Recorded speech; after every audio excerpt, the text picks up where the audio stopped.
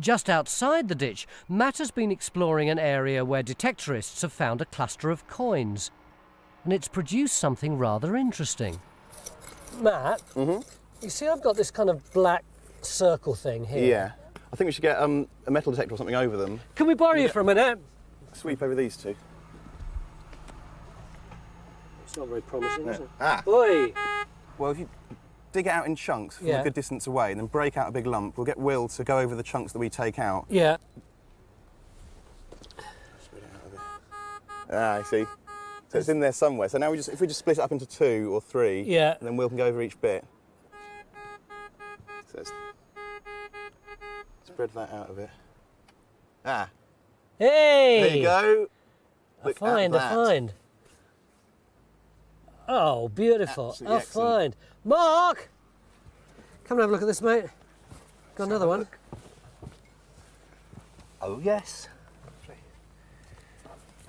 Can you tell anything about that, or does it need to be cleaned up?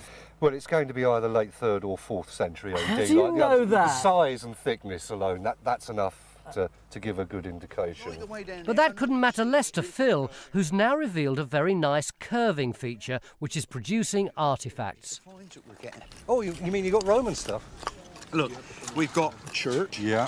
That's the local equivalent of the flint, the actual green sand chert. See the bulb there. That's right.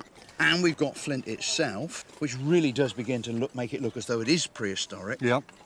But if you really wanted evidence, Bronze Age pot, if I'm not mistaken. Oh, I'd agree with that. That looks like sort of good early Middle Bronze Age. Exactly what you'd expect with a ring ditch like this. Which that's right. I mean, we're certainly going to turn into a barrow. Yeah, that's perfect.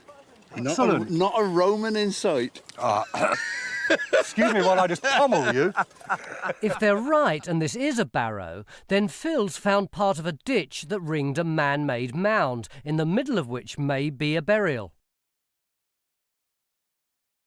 If that's the case, we'd expect the ditch to extend into the next field, where geophys and the field walkers have been looking for Roman stuff.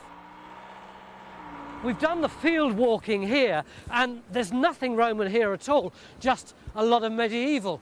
But what's the geophys like? John, have you finished it yet? Well, it's a clear barrow. There, you've just walked through the boundary and look at that clear arc. We've lost the middle of it because of the modern boundary, but it's there. Guy, do you think that this barrow has got anything to do with the Roman finds? Well, I've got to admit, it isn't exactly what I expected when I came up here. But no, the reality is that the Romans did pay a huge amount of attention to prehistoric monuments. After all, they were dotted around in the landscape. They were impressed by them. They made offerings to them. That could explain the Roman stuff up here. Hello, my name's John Gator. Time Team is fan-funded by Patreon.